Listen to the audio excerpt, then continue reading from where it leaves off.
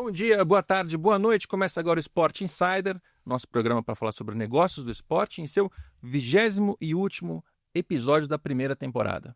Então, se você não assistiu aos anteriores, você vai ter um tempo para assistir, porque a gente vai fazer uma pausa aqui para o fim de ano, para a virada para 2026. Esse é o nosso último episódio. Aproveita para assistir todo esse episódio e também voltar para ver os anteriores enquanto a gente estiver fora. E hoje, para encerrar em grande estilo, a gente vai conversar com Guilherme Belintani. Tudo bem, Belintani? Oi, Capelo, tudo bem? Tudo ótimo, prazer enorme estar aqui. Primeiro como ouvinte, né? E agora podendo aqui vir dar meu depoimento, contar minhas histórias. Obrigado pelo convite. Eu não sei se eu te entrevistei depois do Bahia. Não. Acho que não. Acho que não. Porque a gente falou quando você era presidente, a gente falou sobre a SAF, Isso. o City chegando, mas posteriormente eu estava acompanhando, obviamente, os seus passos, né, do que você estava fazendo, da rede de clubes, mas é a nossa primeira vez. Então, as pessoas ainda te identificam, assim, eu preciso dizer, o ex-presidente do Bahia, Guilherme Belintani? Sim. Eu estou naquela fase de transição, né? É. Assim, o que é a fase de transição? Assim, a presidência do Bahia é muito marcante, né? Pelo tempo, 6 anos, o clube de Série A, enfim, é aquela marca. A SAF com o Grupo City e o que a SAF do Bahia vem se tornando também fortaleceu a minha marca como presidente do Bahia, né? E agora como ex-presidente. Mas, de fato, eu já tenho... Aí estou completando 2 anos fora do Bahia, do final do meu ciclo do Bahia. Apesar da marca ainda ser um pouco ex-presidente do Bahia, já tem novas histórias para contar, né? Então por isso que eu digo na fase de transição. Eu não tenho pressa para, digamos assim, perder essa marca de ex-presidente, vou carregar para a vida inteira. Mas eu acho também que aparecer com meus projetos autônomos, coisas novas que eu venho construindo também é bom. Eu acho que todo prazer me diverte nesse caso. Eu acho que o público ainda vai te identificar assim, mas o mercado certamente já te vê diferente. Porque você já está comprando clubes, montando o seu MCO, né? Multi-Club Ownership, para quem não conhece a sigla. Então vamos começar por aí. Squadra Esportes é o nome. Você comprou Londrina e tem um clube em Portugal. Me conta qual que é a estrutura. Vamos lá. Acabo minha fase do Bahia, 2023, né? Ali dezembro de 23. Eu decidi fazer o seguinte, eu aprendi muito com 6 anos de Bahia, dificuldades, coisas boas, tropeços, enfim. E na reta final, 1 ano e meio, 2 anos de relação com o Grupo City, indo a Manchester, muita gente vindo aqui, eu entendendo a lógica do multiclubes, entendendo um pouco da tecnologia do futebol que está no topo do mundo, né? Falei, eu vou pegar essa experiência toda e vou trazer para o meu ramo de negócios, né? Então, assim, como um negócio meu, e do que eu quero fazer daqui para frente. Eu sempre fui empresário muito ligado à área de educação. Eu montei meu primeiro negócio com 21 anos de idade. Tenho 3 faculdades em Salvador, tenho 2 escolas. Esse foi meu itinerário empresarial e com outros investimentos também na área imobiliária, mas acabou isso. Falei, eu tenho que aproveitar de algum jeito esse aprendizado, essa vivência no futebol. E montei a Squadra Esportes. Logo na sequência, a gente compra o Londrina. O Londrina tinha acabado de cair para a Série C, portanto era um ativo ali com um potencial enorme pela cidade que é, pela marca que tem, porém desvalorizado, né? No momento de baixa do mercado. A gente compra e a Squadra Esportes, o primeiro ativo, o primeiro movimento no mercado é comprar o Londrina. Isso durou mais ou menos 6 meses de transição, então em junho de 2024 a gente conclui a SAF do Londrina, portanto completando agora 1 ano e meio de SAF completa. E na sequência a gente compra o Linense, que é um clube aqui da Série A2 de São Paulo, da cidade de Lins, um clube bem tradicional, passou um tempo bom na primeira divisão do Campeonato Paulista, hoje na Série A2, mas naturalmente um clube menor sob o ponto de vista econômico do que o Londrina, e 3 clubes de base que a gente, de certa forma, trabalha com a formação sub-17, né? O Ipiranga, que é um clube muito tradicional na Bahia, mas estava praticamente paralisado, é o 3º maior vencedor do Campeonato Baiano, depois de Bahia e Vitória, mas estava paralisado, mas tem uma estrutura no centro da cidade muito interessante, numa área bem popular, um mini estádio com campo sintético, então tem um trabalho, uma estrutura boa para a gente desenvolver. O VF4, que foi fundado por Vitor Ferraz, Vitor que foi jogador do Grêmio, do Santos, e montou esse projeto maravilhoso, também sub-17, né? lá em João Pessoa, na Paraíba, e a gente comprou 80%, e Vitor segue nosso sócio com 20%. É o maior vencedor da divisão de base da Paraíba, é um projeto que se destaca muito lá. E o Conquista, que é um clube de Vitória da Conquista, também estava praticamente sem atividade. A gente tem um trabalho grande lá do sub-17 para baixo. Montamos lá uma pequena arena esportiva com campo sintético oficial, quadra de futebol e uma série de outras coisas, também para rentabilizar como arena esportiva. Então, Londrina, Linense, 3 clubes de base. O próximo passo agora bem avançado para um clube de 3ª Liga de Portugal. Tentamos comprar a 2ª Liga por mais de 1 ano, primeira ou 2ª Liga. O mercado de Portugal inflou muito, né? Está muito caro.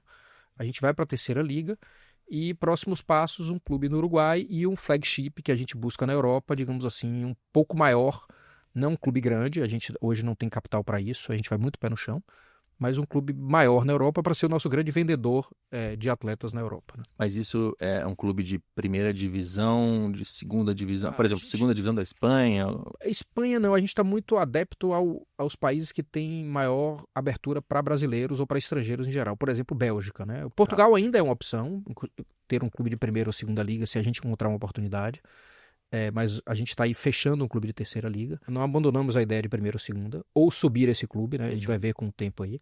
Mas, por exemplo, Bélgica, né? Que é um mercado muito interessante para estrangeiros, é uma das hipóteses que a gente está vendo, mas aí provavelmente um clube primeira divisão da Bélgica, que já é uma divisão vendedora, um campeonato muito aberto a jovens e a estrangeiros, e tem um equilíbrio razoável ali de um déficit baixo de OPEX dos clubes de uma primeira liga, vende jogador, então esse é o movimento que a gente quer fazer. Onde é que a gente quer chegar com isso, Capelo? Assim, é um multiclubes abaixo do radar, como eu chamo. Né? A gente não está aqui comprando clubes de torcida, não estamos comprando clubes muito caros, a gente aposta na valorização do ativo até 2030, é o projeto que a gente tem, e que a gente chega em 2030 com os veículos em break-even no operacional, quer dizer, a gente para de injetar recurso na operação negativa do clube. Por exemplo, Londrina quando sobe para a Série B, eu tenho que encontrar o break-even agora, o Linense quando subir para 1 do Paulista, a mesma coisa, e assim sucessivamente. Até lá a gente aporta ainda em déficit operacional, em dívida ou, digamos assim, o custo de aquisição dos clubes, né? Eu comprei o Londrina pela dívida praticamente, então eu tenho que aportar, e CAPEX, ou seja, infraestrutura de estádio e de centro de treinamento.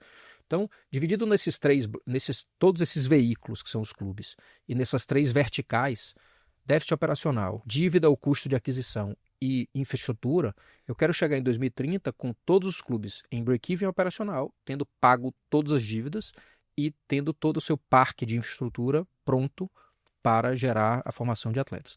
Diante disso, a ideia é de 2024 até 2030, encontrar capital para chegarmos lá e a partir de lá, tudo break-evado e a venda de atleta é o resultado econômico do negócio. Break-even, para quem não é do ramo, é quando a conta fecha em 0 a 0. Ou seja, hoje as operações ainda estão deficitárias, tem mais custo do que receita. A ideia é que cada um desses clubes até 2030 feche a própria conta para não precisar de mais injeção de dinheiro por parte dos donos.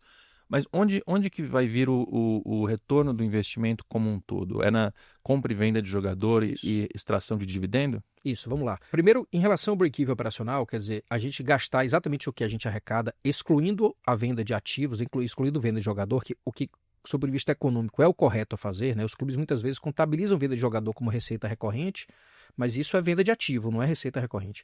Então, por exemplo, Londrina, esse ano de 2026 agora, na Série B, a gente subiu um ano antes do que estava previsto, foi ótimo, mas eu já tenho o desafio de break-even do Londrina. Como é que a gente faz? O Londrina vai ter uma receita de 26, 27 milhões em 2026, de direitos de TV, patrocínio e match day, produtos, essa coisa toda. Eu preciso gastar 26, 27 milhões. Eu não posso gastar mais do que isso. Porque eu não sou um investidor que vai aportar capital no clube por paixão, por irracionalidade, não. Eu preciso ter o break-even. E aí qualquer jogador que eu vender do Londrina já é resultado econômico, já é lucro. Tá. Hoje, até 2029, 2030, eu tenho que pegar esse lucro de venda de jogador e aportar nos clubes que ainda não estão em break-even, que ainda estão deficitários. Ou nos ativos do próprio Londrina que eu ainda preciso fazer. Preciso fazer centro de treinamento, preciso terminar de reformar o estádio, essa coisa toda. Então a ideia é, quando chegar lá em 2029, 2030, esses clubes estão no 0 a 0, toda a venda de ativo vira resultado econômico, vira geração de caixa, que pode ser dividendo, se os investidores quiserem recuperar investimento, ou pode ser novo ciclo de investimento, por exemplo, comprando mais clubes. Tá.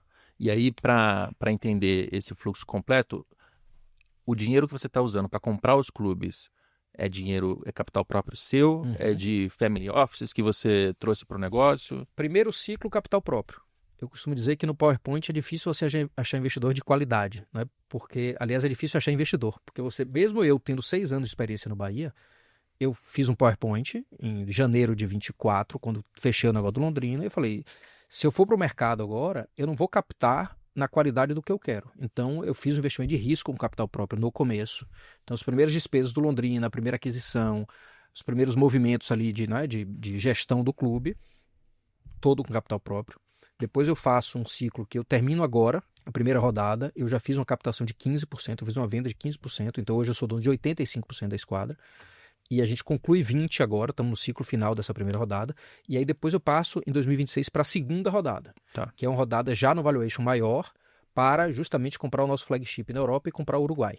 E ajudar nessa sustentação do fluxo de caixa negativo. Então a ideia é essa, e a ideia é que depois dessa segunda rodada eu consiga encontrar já o caminho até o final e ter o break-even mantendo 50% mais um sobre participação da minha holding, da New Bay, que é a minha holding de investimentos. Tá. É uma pergunta meio indiscreta. Sim, né? Assim, claro. O dinheiro é seu, Sim. mas essa é uma curiosidade do mercado. Assim, e eu juro que tempos atrás eu fui no CBF Summit e você virou um assunto do mercado. Assim, as pessoas estão olhando e falam assim, pô, o que o Belintani está fazendo? Será que o dinheiro é dele? Então eu acabo fazendo essa pergunta e que bom que...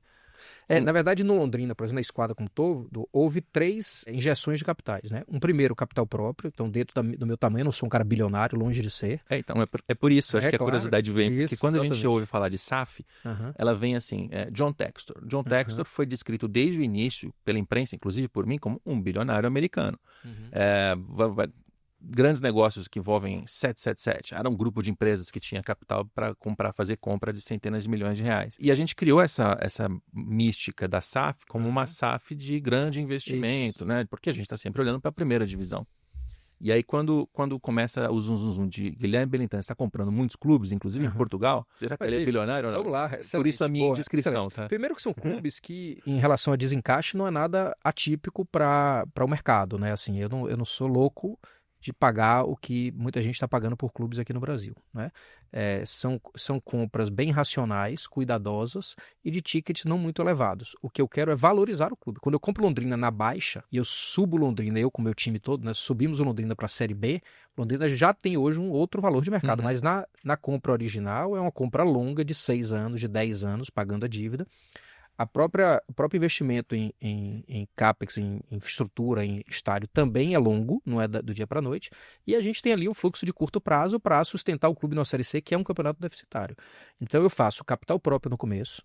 Numa segunda sequência, entra o dinheiro da venda da Liga, da LFU. Então entraram lá 15, 16 milhões da venda de 10% dos ativos do Londrina, que eu usei para pagar dívida, eu usei para fazer a reforma do estádio, eu não peguei esse dinheiro para fazer um time de milionários, então olha aí a diferença, né? Essa é uma grande diferença. Então eu pego 16 milhões da Liga ali e falo assim, velho, eu vou reformar o VGD, que quando eu coloco 5 milhões e meio de reais no novo estádio para reformar, é do dinheiro que veio da Liga.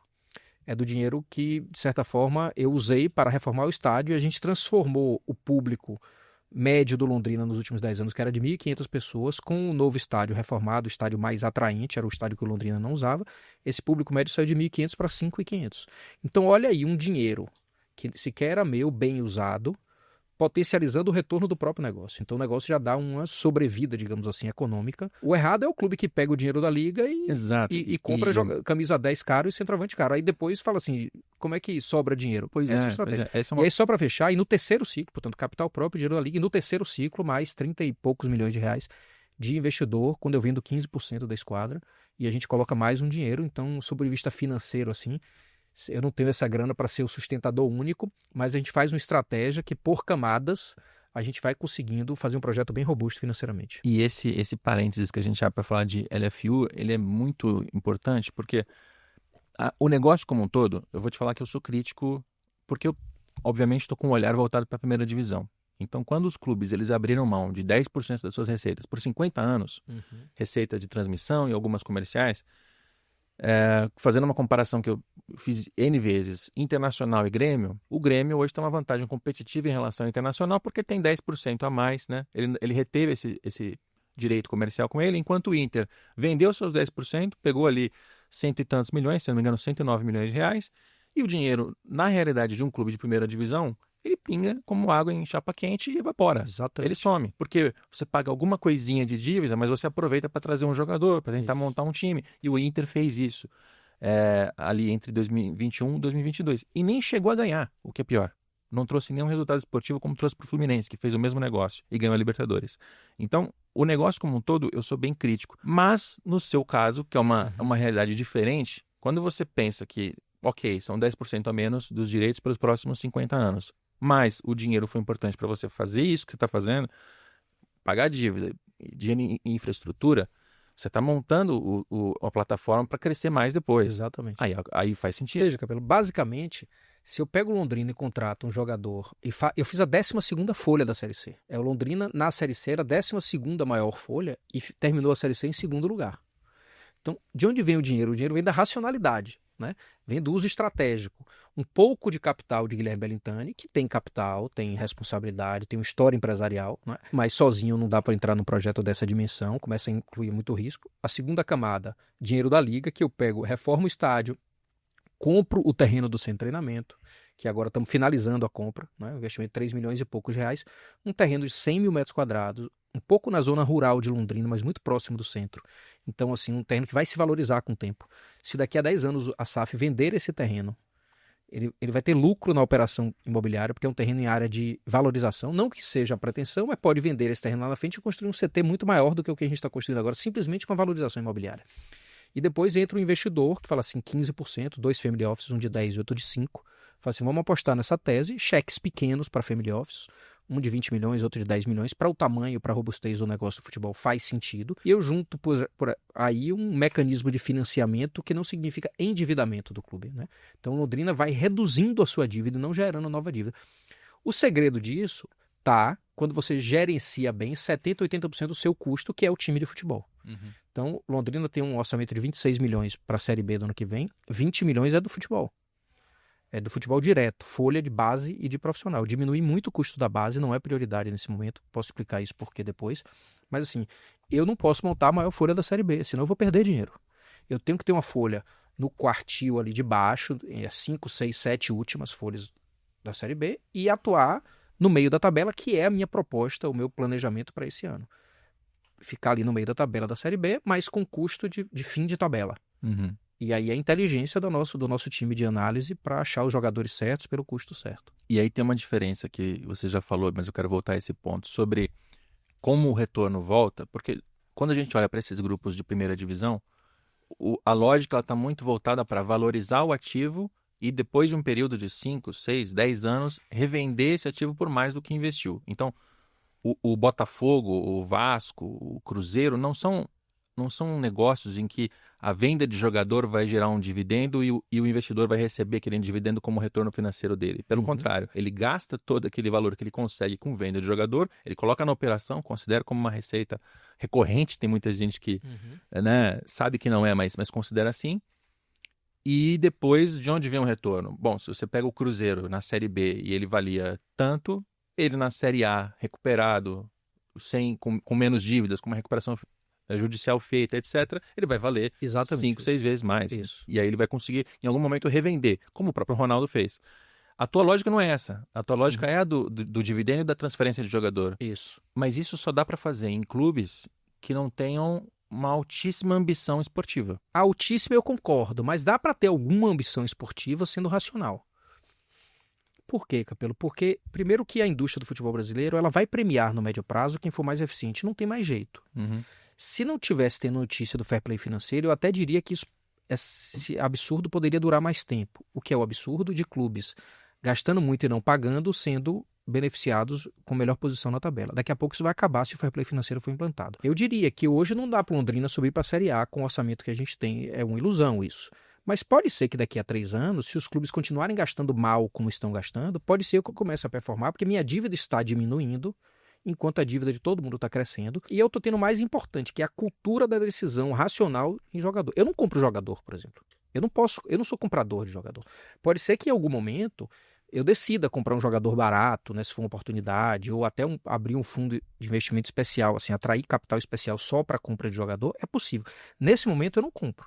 Eu digo que no Brasil, a coisa que é mais preciosa do futebol brasileiro não é o jogador brasileiro, é a minutagem. Porque jogador tem demais. O que falta? Falta a minutagem desse jogador. Falta oportunizar esse jogador um lugar para ele jogar bola.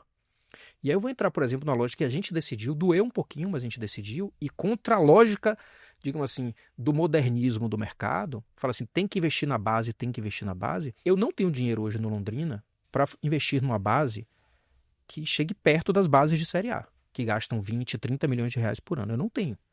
Aí eu vou fazer uma base no meio do caminho, que é a base de 5. Significa que em 4 anos eu vou gastar 20. Para eu rentabilizar esse capital, considerando o custo do dinheiro, eu tenho que em 4 anos vender um jogador de 40, que venha dessa base. Você bota juros sobre o capital, né, o custo de oportunidade do dinheiro, uma de outras coisas. Ou seja, se eu investir 5 milhões por ano na base do Londrina, em 4 anos, 20 milhões, para eu rentabilizar o capital, eu tenho que ter um jogador de 40. Será que eu vou conseguir? É difícil. Difícil. É difícil. O que nós fizemos? A gente reduz muito o custo da base no curto prazo. O clube entra em break-even e o meu foco virou uma outra coisa.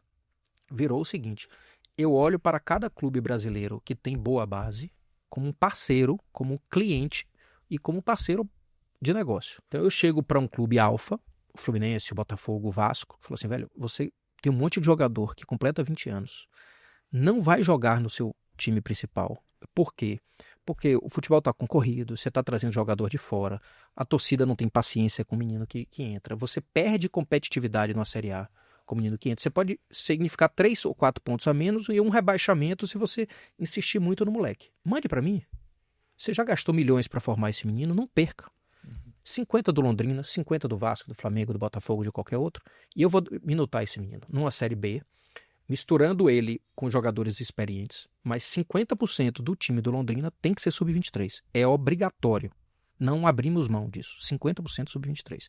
E aí eu trouxe um jogador que eu captei a custo zero, eu divido o equity daquele jogador, né, o direito econômico daquele jogador com o clube que gastou para performá-lo, mas eu não preciso esperar 8 anos para ele talvez valer alguma coisa no mercado. E para eu ter um nível de formação no Londrina com 5 milhões por ano na base, muito menor do que o que o Fluminense faz ou o que o Vasco faz. Para o clube grande, é errado ele fazer isso? Não, não é errado. É uma oportunidade de reaver o investimento sobre determinado jogador. E para mim é excelente. Porque eu não teria condição de formar aquele jogador naquele nível, eu teria que esperar 8 anos para formar o jogador, e ele já me dá retorno agora. Agora eu tenho que ser disciplinado. Se eu contrato um lateral esquerdo de 28 anos, eu tenho que ter um de 21 ou 22. Tá. Se eu contratar 2 de 28, eu não vou rentabilizar o clube nunca. Porque os 2 de 28 vão fazer 29, 30, 31 e vão perder valor de mercado. Então, essa é a lógica. Então, quando eu sou disciplinado em quantidade de uso do Sub-23, e eu vou buscar esse Sub-23 na base de grandes clubes, eu falo assim, eu estou fechando uma equação que eu acredito que seja positiva. Então, no ano passado, primeiro ano do nosso projeto, eu tinha previsto venda zero de jogador, a gente vendeu R$1.300.000. Pouca coisa. Fora as propostas que a gente negou. Se eu tivesse aceito as propostas que vieram, eu tinha vendido mais ou menos R$3 milhões. É pouco, é muito pouco, mas é um embrião de um projeto. Para esse ano de 2026, a gente já mira R$5 milhões de venda de jogador. 5 milhões, de 1.300 para 5, porque eu estou na Série B. Eu preciso vender 5. Se o Londrina receita 26, gasta 26 e tem 5 de venda de jogador, eu já pego esses 5 e já pago a construção do centro de treinamento. Essa é a nossa lógica, é assim que a gente trabalha. Está dando certo? Sim. Se eu olhar para 1 ano e meio atrás, o que a gente fez nesse 1 ano e meio até agora, eu diria que a gente está à frente de onde eu imaginava estar. Se os próximos passos vão dar certo ou não, vamos ver. Eu estou trabalhando de forma disciplinada para que dê certo. Esse jeito de ver o jogador, eu acho que ele é importante porque eu acho que tanto mídia quanto torcedor estão mal habituados, mal treinados a enxergar essa relevância. Se a gente pensar em jogadores que vão ter aquelas vendas absurdas para a Europa, que vão direto para o Real Madrid, isso. Esse jogador hoje ele vai ser todo mapeado ali com 15, 16 anos, ele vai ser comprado com 17 e ele vai sair do Brasil com 18. Não é esse o jogador que você está mirando. De jeito, eu não conto com ele, não conto com nenhum desse. Nosso patamar ali, Capelo, é de 0 a 5 milhões de euros. Sendo que 5 milhões de euros eu conto vender em 2028 só. Eu não conto com nenhum antes disso, de 5 milhões de euros. Então é de R$0 a 5 milhões de euros. Eu vou dar um exemplo, né? Nós temos um zagueiro, eu cito bem esse caso, que é um caso emblemático do nosso primeiro ano. É o melhor caso a ser contado do nosso primeiro ano. Caio, 20 anos de idade, fez a Copa São Paulo pelo Botafogo de Ribeirão. Acabou a Copa São Paulo sem contrato. Começo de fevereiro de 24, meus analistas olham e trazem a lista para mim. Tem um menino lá no Botafogo de Ribeirão, Caio, tem potencial para ser jogador.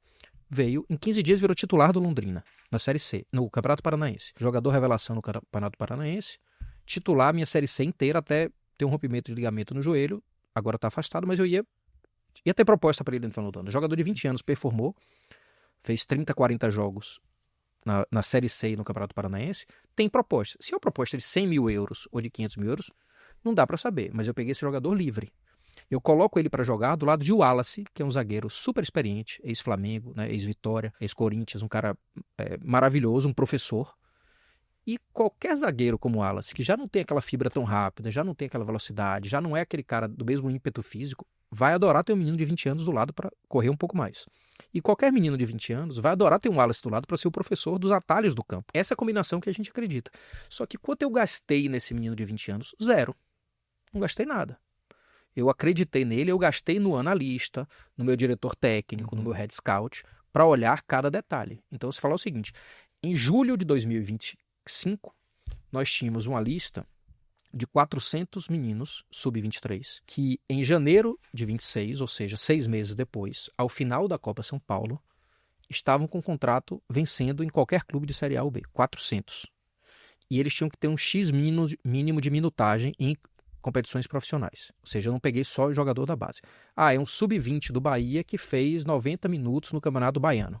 Está na lista. Pega esses 400, faltam 6 meses para vencer o contrato. Ou seja, o que é que significa isso em termos da lei? Já pode assinar pré-contrato. Vamos dividir aqui em jogador com X minutos, Y minutos e Z minutos. Começamos pelo que tinha maior minutagem. Dividir em jogador ouro, prata e bronze. E desde julho, a gente está buscando no mercado todas as oportunidades.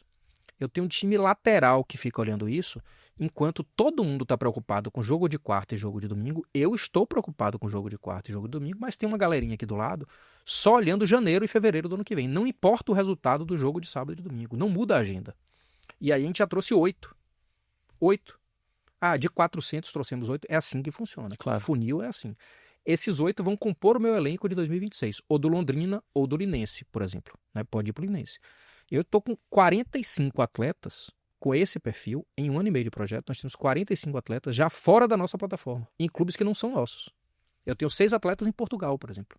Eu tenho 14 atletas na Europa já, com 1 ano e meio de projeto. Ter o atleta, você diz, é ter o direito econômico. Algum direito econômico. Por exemplo, nós vendemos um atleta para o Nacional da Ilha da Madeira, o Pablo, que veio do Sub-20 do Flamengo, 300 mil euros, e a gente ficou com 30% dele ainda. Ele está lá. Esse 300 mil euros não era todo nosso, né? Compõe aqueles 1 milhão e 300 mil reais que eu falei. A gente tem 60% de Pablo. O que acontece com esse jogador? Ele é uma partezinha nossa. Teve um centroavante reserva do Linense. Entrou, foi bem, atuou e fez 2 gols. Ele foi para a Bulgária, por exemplo. Ele está lá fazendo gol na Bulgária. Eu tenho 50% dele. Não ganhei nada com ele até agora. Em 2029, eu terei 250 atletas espalhados pelo mundo. Hoje eu já tenho quase 50. Essa é a nossa pauta. Tá lá. Eu não dependo só da venda dos meus clubes. Pode ter gente pingando direito de solidariedade, venda de 10% de jogador, o outro explodiu lá.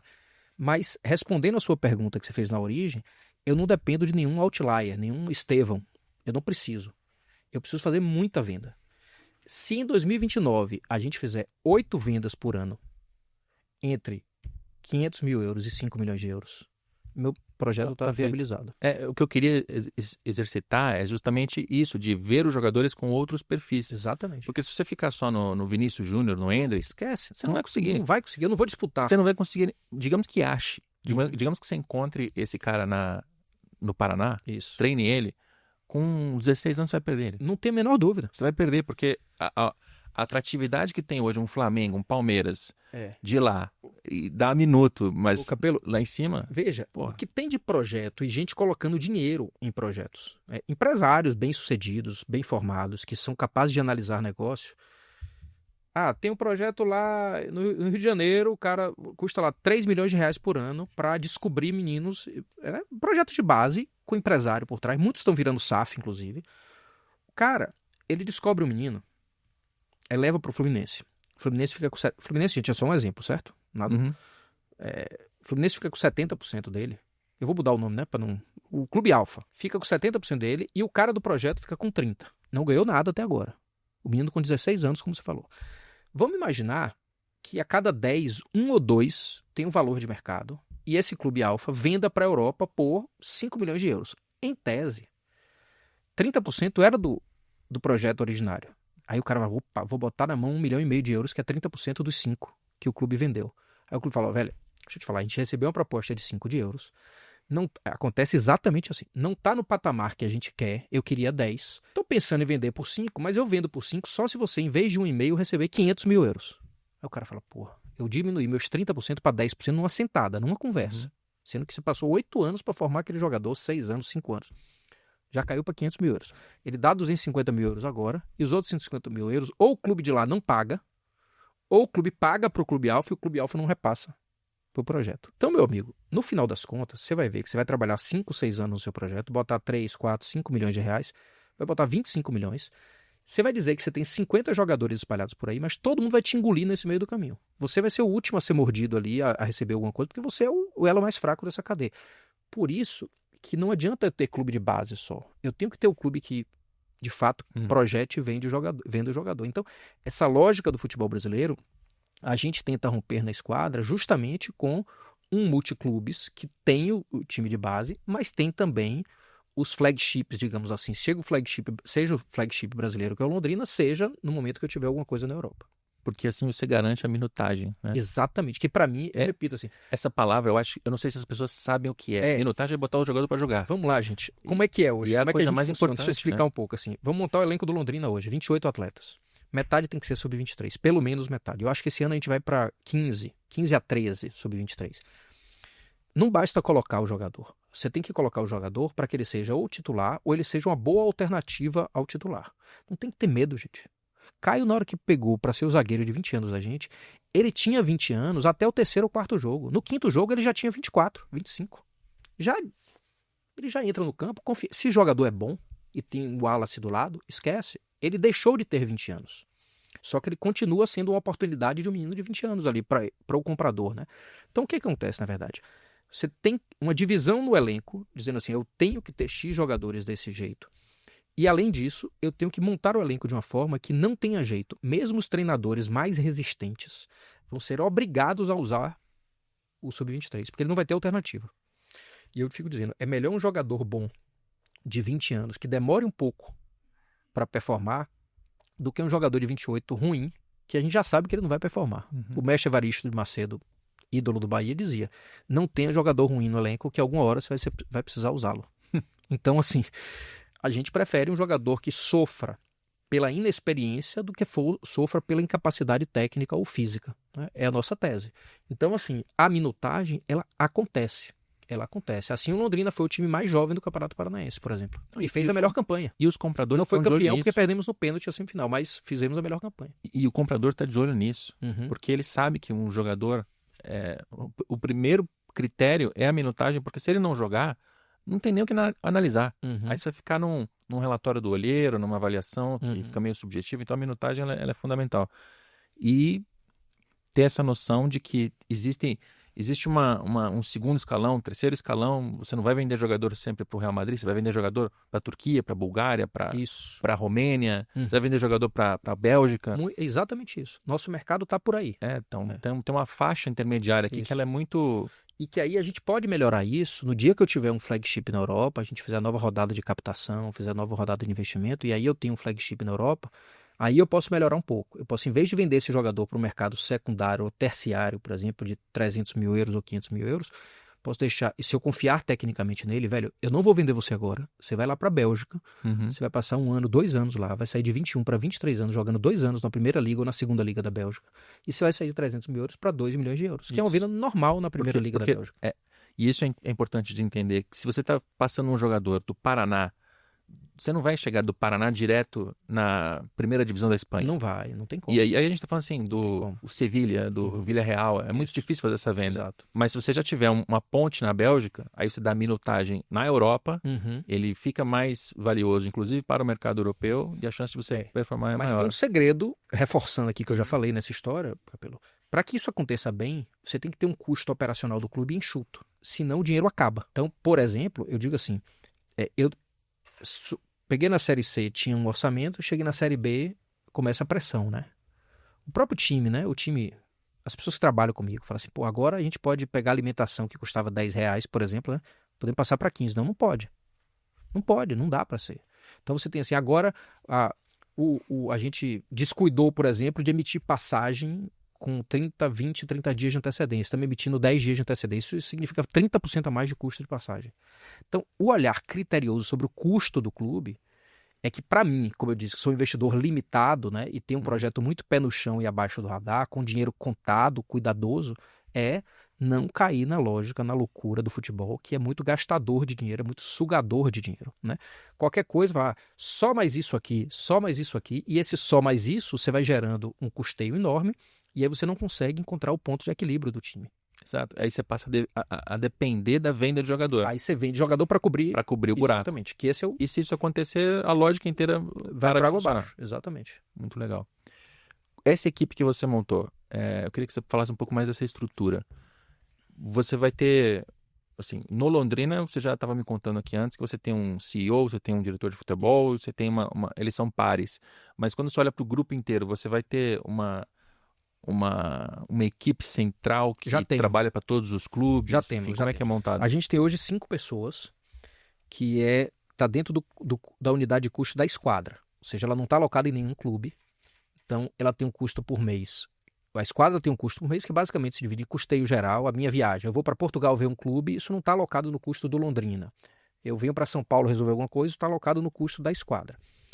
E mais, coisas básicas, assim, né? Contabilidade da esquadra, essa coisa toda. Tem relação com o acionista, como eu falei, aí fizemos captação no mercado, então eu tenho que prestar conta para acionista, tem que ter auditoria, tem que ter uma série de... Nós somos um SA, então a gente tem auditoria, a gente tem acordo de acionistas bem rígido, eu estou preparado para captar uma grana alta lá na frente se tudo der certo. Então a cultura já é uma cultura de governança de alto nível. Mas aí o que acontece? Dentro desse custo tem 5 pessoas, que é o nosso time de decisão de futebol. Que não está no Londrina, não está no Linense, não está em Portugal, não está em lugar nenhum. Tá. Dado Cavalcante é o nosso diretor técnico, foi meu treinador no Bahia. Treinador maravilhoso, mas eu cheguei, Dado, para um pouquinho, velho. Treinador, tem um monte aí, um monte de desempregado, inclusive. O que falta no Brasil é bons executivos de futebol com capacidade de planejamento.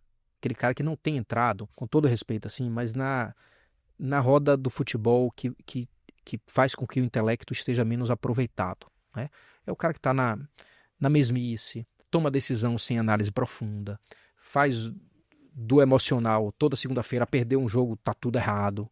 Então, e aí, repetindo, bebendo da fonte do Grupo City, que eu vi como é que os caras trabalham. Trago o dado e falo, velho, vamos fazer um contrato aqui de 4 anos.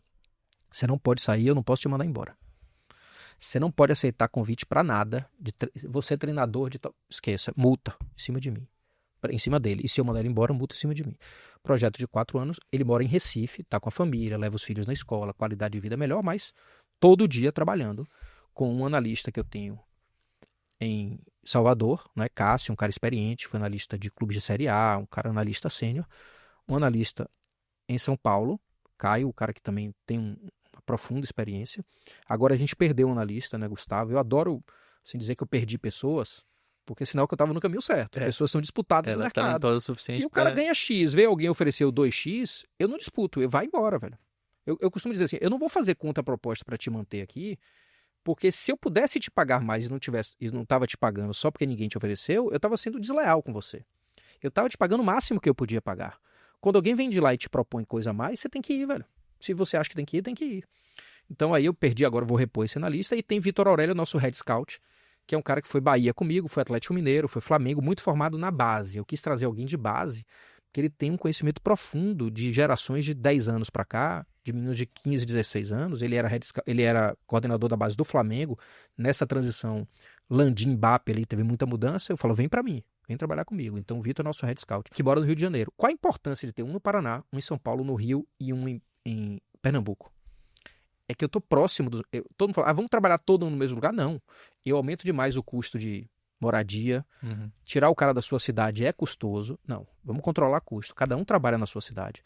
E além disso, surgiu jogador bom em Recife ali, Dado tá ouvindo falar. Né? O mercado de Pernambuco, o mercado do Ceará, na Bahia. São Paulo a mesma coisa. Eu tenho um analista em São Paulo, tenho um head scout no Rio de Janeiro, tenho um analista no Paraná. Dia todo os caras se reúnem, assistem jogo o tempo todo ali, né? No iScout, em todas as plataformas. Eu tenho reunião com eles todas segundas e quintas, de 9 às 10h30. São as decisões de ativos, as reuniões de ativos, como a gente chama. Eu participo das decisões provocando eles, eu não tomo decisão técnica, mas eles trazem o diagnóstico.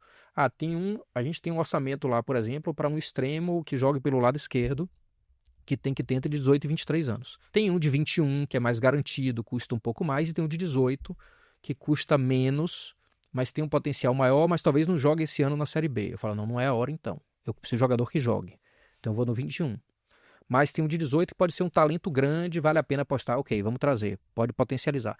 Esse tipo de decisão eu tomo junto com eles, mas as decisões técnicas são todas dele. Então, esse é o cérebro da esquadra. É a reunião mais importante que eu tenho, que é quando a gente vai decidindo composição de ativo nessa história toda. Nessa época do ano, por exemplo, é uma conversa muito intensa o tempo todo. Cara, eu acabei de começar a minha própria vida como empreendedor, né? Aqui com o Sport Insider.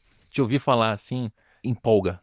Ah, que bom. Empolga. Beleza. Maravilha. Sendo bem sincero e transparente. Porque no futebol, especialmente, falta isso, cara. Né? Faltam projetos diferentes. Você falar que você vai contratar um treinador com uma função de gestão. E eu acho que a gente, no Brasil, falta diretor de futebol. Diretor de futebol mesmo. Falta? Não tem a menor dúvida. Porque geralmente essa figura é uma figura operacional.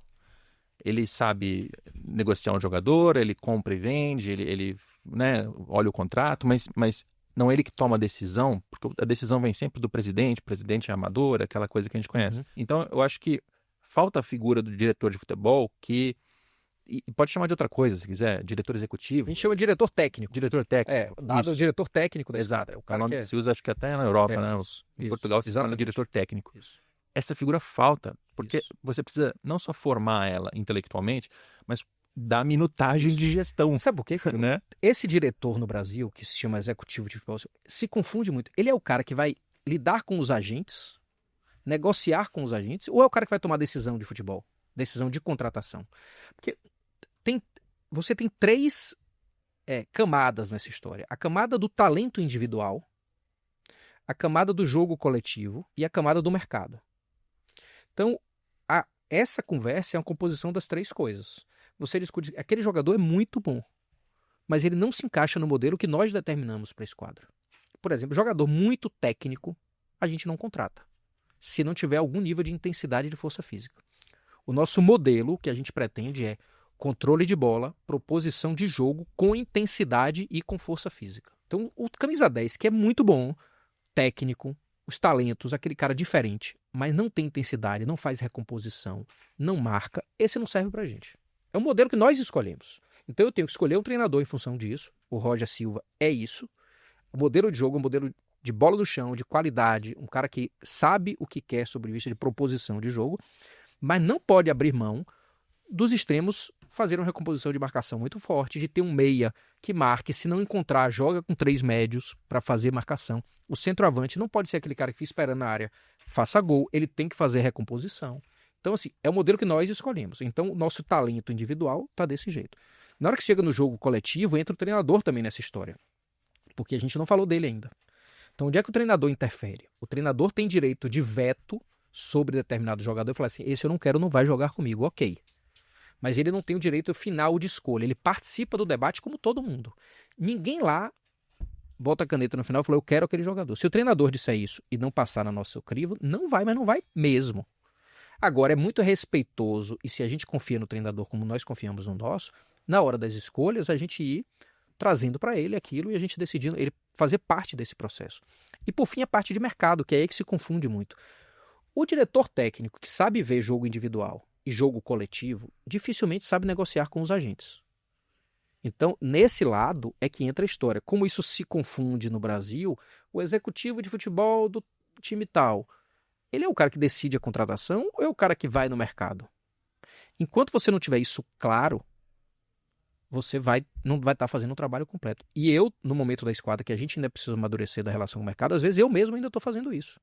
Ligar para os agentes. Porque o agente de futebol, eu vou falar um pouco sobre isso que eu acho bem importante. Por favor. Os clubes têm mania de falar mal dos agentes. Ah, o agente é oportunista, o agente só quer levar dinheiro do clube. Não é verdade. Eu respeito demais o trabalho do agente de futebol, porque ele faz um trabalho que é de organizar a cabeça do jogador, de lidar com o jogador que deu certo, mas o que não deu também. Ninguém lembra que o agente gasta anos e anos se dedicando a jogador que não deu certo. E se a gente tem agentes bons, e eu vou te dizer, 80%, 90% dos agentes com quem a gente lida, nível Série A e B do futebol brasileiro, são pessoas boas, qualificadas e equilibradas sob o ponto de vista de visão financeira. Não são pessoas que querem ganhar hoje, eles plantam sementes. Eu tenho vários parceiros nesse sentido, assim, de pessoas qualificadas que querem fazer bons negócios. Então, se um agente me liga, eu retorno para ele obrigatoriamente. Primeiro eu quero que ele diga o seguinte: o Londrina é um clube que eu ligo pro dono, falo com o dono, e se eu não conseguir falar, o dono me retorna. Então, quando eu tenho um jogador bom, eu quero oferecer ao Londrina antes de oferecer outro clube. Porque lá eu falo com o dono. No outro clube, tem um dono que muda a cada 3 anos, o presidente não me retorna, o diretor de futebol não me retorna. No Londrina a gente tem que responder, na Esquadra a gente tem que responder. São os agentes que trazem os melhores negócios pra gente, se a gente não for capaz de descobrir antes. Se meu analista não viu o jogador e a partir dele a gente vai no agente, esse é um caminho. O outro caminho é o jogador que a gente não viu, a gente disponibiliza. E se eu tenho um bom tratamento com ele, ele me prioriza na hora de apresentar. Ele é igual corretor de imóveis. Eu tenho um investimento imobiliários razoáveis assim durante a minha vida empresarial. Corretor de imóvel para mim é um cara precioso. Eu tenho que atender ou retornar a ligação dele, porque na hora que ele tiver um bom imóvel para vender, ele vai ligar para mim primeiro. É isso que eu penso. E as pessoas estão acostumadas a destruir o agente de futebol como se fosse alguém que ganhasse dinheiro fácil. Não é verdade. Só para terminar essa questão da dualidade de um diretor que planeja, que vê o jogador, que ajuda a tomar a decisão, e o operacional de negociação com agentes. Você acha que essas duas figuras têm que ser pessoas diferentes? Pessoas diferentes, sendo que não dá para deixar uma pessoa só para negociar, porque são janelas durante o ano. Então a gente ainda tem uma situação híbrida dentro da Esquadra, que é as coisas do Londrina, em geral, são tocadas por nosso gerente, diretor de futebol, na verdade, Lucas Magalhães, que está em Londrina e responsabiliza pelo Londrina. Então ele acessa parte disso. Quando o jogador é o jogador mais jovem, em geral, isso é tratado por Vitor Aurélio, que é o nosso head scout, mas também tem conexão com o mercado, porque a gente não tem muita gente, cada um precisa fazer um pouco de cada coisa ainda. E às vezes por mim também. Quando são agentes que eu já tenho relação no mercado, pela minha história no futebol, eu também toco isso. Então hoje tem 3 pessoas tocando isso. O objetivo que a gente, no próximo passo, quando o orçamento folgar um pouco mais, é ter uma pessoa que concentre toda essa relação com o mercado. Por enquanto ainda não dá, mas idealmente é o correto. Até porque a gente negocia jogador na janela para os times profissionais, mas o ano todo a gente está negociando jogador para os times sub-20, para mercado, para um monte de coisa e, inclusive, para essas compras antecipadas, né? O fenômeno do pré-contrato que a gente quer usar bastante. A gente já conseguiu usar esse ano. E o futebol brasileiro, se conseguir se planejar, vai ter abundância de pré-contrato. Só que as pessoas não fazem pré-contrato, porque na hora que vão contratar, já é no final do ano para contratar para daqui a um mês. Tá. Então, o ideal é ter um diretor técnico e um diretor de mercado. Acredito profundamente nisso. Digamos assim.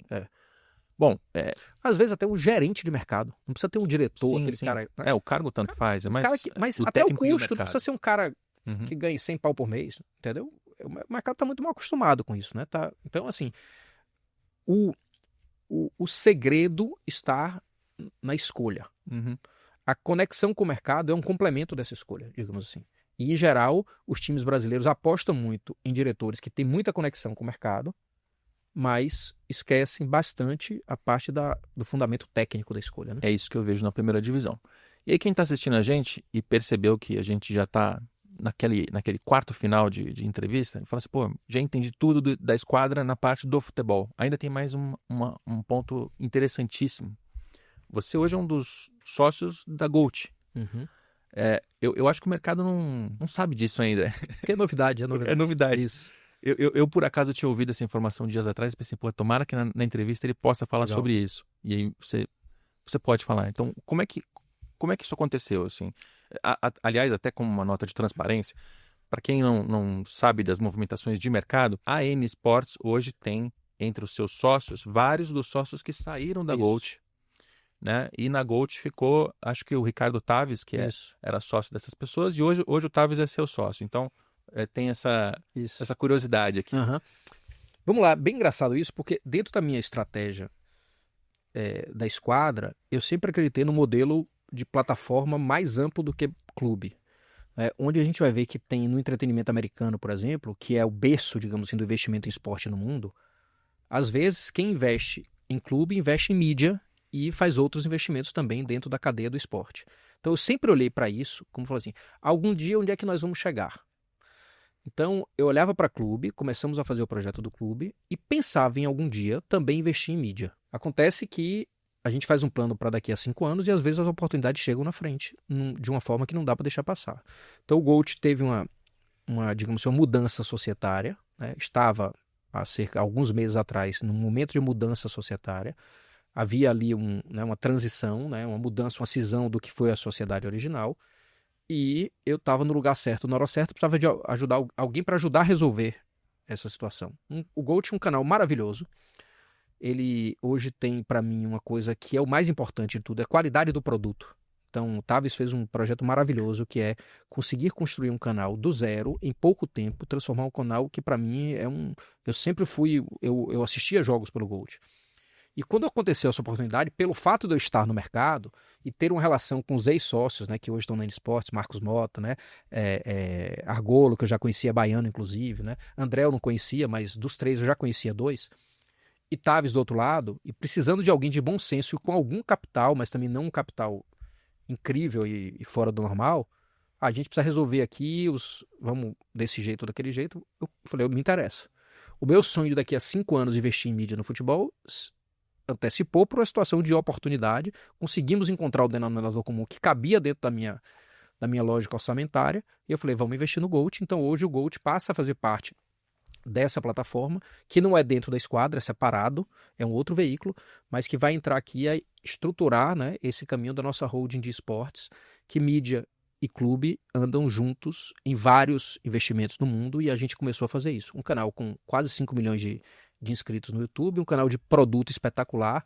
Eu tenho um sócio que é empolgado e entende do negócio de produção de conteúdo, e eu falei, eu vou. E conseguimos aí, com a amizade que nós temos com Mota, com Argolo e agora com o André, fazer uma combinação de reestruturação societária que para mim está muito bom e casa muito com o meu projeto de médio e longo prazo. Pé no chão, né? Nenhum investimento irracional, temos que ter muito cuidado, mas é um modelo que eu acredito muito para os próximos anos de crescimento do streaming, e eu acho que o GOAT casa bem com essa nossa estratégia. Assim. E um bom momento de mercado, né? Porque houve uma fragmentação, uma diversificação, acho que essa palavra é melhor. Porque hoje a gente, além da Cazé TV, tem a GE TV, que foi lançada nesse ano de 2025, a GOAT já tinha tamanho, né? Já tinha se destacado tanto em número de inscritos quanto nos direitos de transmissão que detém. Então, o Campeonato Saudita, que ficou popular por causa de Cristiano Ronaldo, Neymar, etc, está na GOAT já há algum tempo. E eu acho até que virou talvez o principal ativo da GOAT. Sinônimo, né? É um sinônimo, assim. Onde é que você encontra o Campeonato Saudita? É lá, exatamente. E aí vem X Sports, N Sports, assim. A gente está num momento de ampliação de oportunidades. E eu fiquei feliz quando soube que você estava junto, porque eu já te conhecia de Bahia, né? De outros carnavais. E é um sinal de que GOAT vai ter continuidade, vai ter investimento, vai ter capital, com certeza, etc. A gente partiu agora, né? Um dos meus papéis nessa história é menos dinheiro aí, Capelo, como eu falei, assim, eu sou um empresário muito pé no chão, assim, eu construí uma vida empresarial sólida, mas eu tenho meus limites, assim, de investimento, mas é menos dinheiro e mais estratégia de trabalho, né? Atrair capital do anunciante, dar confiabilidade no produto, uma série de outras coisas, mas basicamente, como você falou, tem GETV e Cazé TV no topo dessa cadeia e cá entre nós, estão no outro nível, né? Estão no outro patamar de investimento, de solidez, de um monte de outras coisas. Nessa segunda prateleira, assim, tem espaço para muita criatividade e para até quem for mais criativo e revolucionário chegar perto da primeira prateleira, por que não? Né? Então eu estou muito animado com isso, acho que tem caminhos, é um momento do mercado muito importante, muito bom, e a gente vai com o pé no chão, mas, por exemplo, renovamos o Saudita por 4 anos, então a gente agora tem o Saudita por um longo período, que é a marca principal do GOAT. Queremos ser também um canal dos estaduais, forte, cearense, pernambucano. Então, assim, o paranaense a gente fechou agora. Então, assim, a gente quer fazer um negócio legal sem ficar refém dos direitos, porque direito hoje é muito caro. Então, conteúdo próprio, conteúdo autoral, isso tudo a gente vai fazer, né? E o terceiro patamar dessa plataforma de esportes, que eu também tive aqui, é uma captação de investimento bem interessante, que é um veículo financeiro de antecipação de recebível para clubes, que agora se transforma no veículo de reestruturação de dívida. Porque eu digo sempre assim, o veículo financeiro que quiser de fato fazer um trabalho leal e correto com os clubes, não pode chegar lá e dizer, te emprestam a taxa de tanto, me dê aqui o seu recebível e tchau. O que eu acho que é o grande propósito desse negócio é ajudar os clubes a reestruturarem suas dívidas. Então o investidor me procurou e falou, eu tenho capital disponível, e eu preciso de alguém que seja o articulador com o mercado, e nós montamos esse veículo, que é um veículo de antecipação de recebíveis, mas de reestruturação de dívida. Qual é a diferença? Antecipação de recebível é um toma lá da cá. Me dê o seu crédito, eu te pago tanto, numa taxa tanto e tchau. A reestruturação de dívida, que para mim é o que falta enormemente nos clubes, é dizer o seguinte, velho, você tem X de recebível nos próximos 5 anos. Você tem como renegociar isso tudo, vamos conseguir baixar o custo disso. E depois eu entro com capital aqui para garantir isso em troca de tais e tais garantias. Então, eu acho que eu posso ajudar muito, pela experiência que eu tive de viver um clube endividado, como era o Bahia, de oferecer aos clubes de futebol um mecanismo de reestruturação de dívida e um veículo para isso. E aí a nossa plataforma se completa com Esquadra Multiclubes, GOAT como veículo de mídia e esse veículo de antecipação de recebíveis. Tem Bandeira Capital, chama. A gente já está atuando, já está ainda, né, não divulgamos muito, porque é um projeto que a gente chama de MVP, né, que é um projeto original, o produto mínimo ali que a gente está performando, está indo muito bem, e agora a gente quer ampliar um pouco isso para 2026, vamos ter uma nova captação, isso tudo com recurso externo. Aí eu não tenho dinheiro meu nesse negócio, por exemplo, é dinheiro de investidor que a gente está conseguindo desenvolver bem o mercado, assim. Então eu acho que isso tudo gera uma sinergia muito grande. Gera. Tem, porque você vai ter os clubes de futebol, os atletas ligados a eles, você tem a mídia e você tem um agente financeiro, né, para trabalhar nesse sentido. E até vamos rebobinar um pouco, porque se quem estiver assistindo falar, pô, foi rápido demais, não entendi. Recebível o clube de futebol tem um contrato de transmissão, um contrato de patrocínio. Isso. Ele tem ali um dinheiro que ele vai receber. Então, esse é o recebível. O que geralmente se faz no mercado uma instituição financeira chega no clube e diz, olha, você tem 5 milhões para receber, eu te dou esses 5 milhões na cabeça, mas aí eu vou ter uma taxa de juros, eu vou ter um prazo para pegar esse dinheiro, então o clube ele antecipa aquele valor. É a operação que você faz geralmente. Exatamente, mas não é o nosso propósito final. Qual é a diferença? Talvez para mim não ficou claro. Qual a diferença entre só antecipar e reestruturar uma dívida? Vamos lá. Basicamente, o antecipador de crédito é o cara que fala assim, você tem lá um patrocínio master seu que vai te pagar 5 milhões de reais ao longo do ano, você está precisando de dinheiro agora, você pega 4 milhões, a grosso modo, e entrega para esse veículo, né, a Bandeira Capital, por exemplo, 5 milhões, e o cara fala, eu te antecipo 4 e você me dá 5. O cara vai lucrar 1 milhão e o clube vai antecipar é um bom negócio. Como propósito do futebol, como um cara que viveu a experiência de um clube endividado, eu via esse cara de antecipação de recebível, ok, você está me ajudando, mas você está tendo um benefício grande. O cara dá um aperto. O que eu pretendo é chegar no clube e falar, deixa eu reestruturar a sua dívida, te ajudar a reestruturar a sua dívida, não apenas antecipar o crédito e ganhar juros em cima de você. O que é ajudar a reestruturar? Você tem uma dívida ali de 20 milhões de reais com os agentes, com os empresários de futebol. Eu vou ligar para 10 deles, vou dizer, velho, em vez de 20, você quer 12 agora? E aí eu ajudei o clube a fazer um negócio que às vezes o clube não tem força para, porque o clube liga pro agente e fala, velho, eu não vou dar desconto para você porque você não vai me pagar. Mas se um veículo se conecta desse jeito, fala assim, o clube te deve 20, vai te pagar 12, mas vai te pagar aqui em 6 vezes de 2, por exemplo. E aí você liga para um outro clube para quem ele está devendo. O clube A deve para o clube B. O clube B, tô aqui representando o clube A, tô reestruturando a dívida do clube A. Te deve 10 milhões, eu te pago 6 à vista, ou 5 à vista agora. Quer? O clube A, o B vai falar, quero.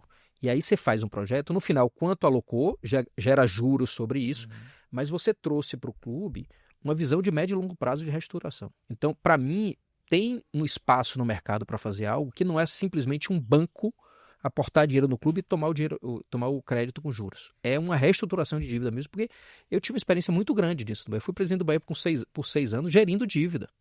O Bahia era um clube endividado e a gente teve uma boa experiência de gestão de dívida. Né? A gente conseguiu, com Selic de 13, 14 na época, os juros altos, portanto, a gente conseguiu sobreviver numa estratégia de gestão de dívida. Então, essa experiência que eu tive, eu não aloco nem na Esquadra, que é a nossa plataforma multiclubes, porque não é uma plataforma endividada, plataforma cuja dívida é da aquisição, mas muito bem administrada, e eu não aloco no GOAT, porque não tem nada a ver a mídia. Eu aloco nesse terceiro veículo que a gente pretende ter, que a gente já tem, né, nessa plataforma de investimento em esportes. E a grande diferença é que quando você só empresta o dinheiro e pega o retorno, você está ajudando o clube no curto prazo, mas prejudicando no longo. Exatamente. Reestruturar a dívida, você vai gerar um ganho para o clube. Exatamente. Porque ele não vai dever 20, ele vai dever 12, como você usou no seu exemplo. É isso aí. Esses 8 de diferença fazem com que, sim, ele te pague uma taxa de juros, ele te remunere por isso, mas ele vai ter benefício. Porque no mercado tem o veículo que empresta dinheiro e tem a consultoria que faz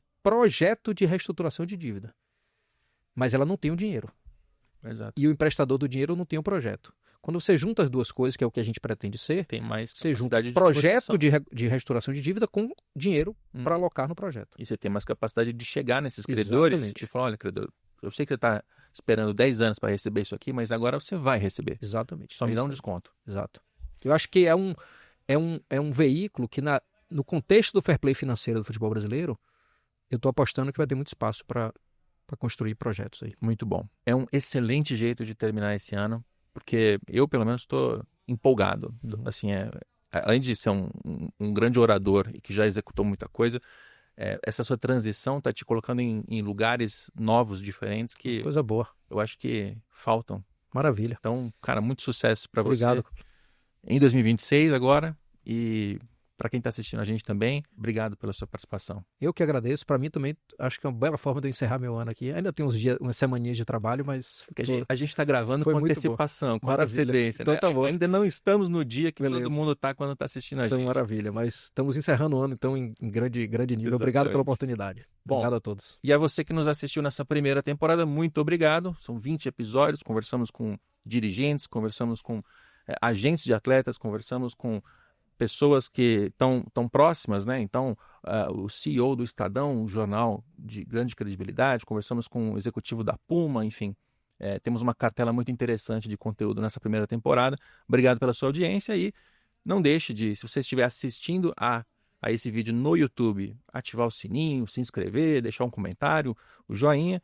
E também, se você quiser saber mais sobre os negócios do esporte, sportinsider.com.br, assina a newsletter que ela chega toda terça e sexta para você com o melhor conteúdo sobre negócios do esporte. Tchau!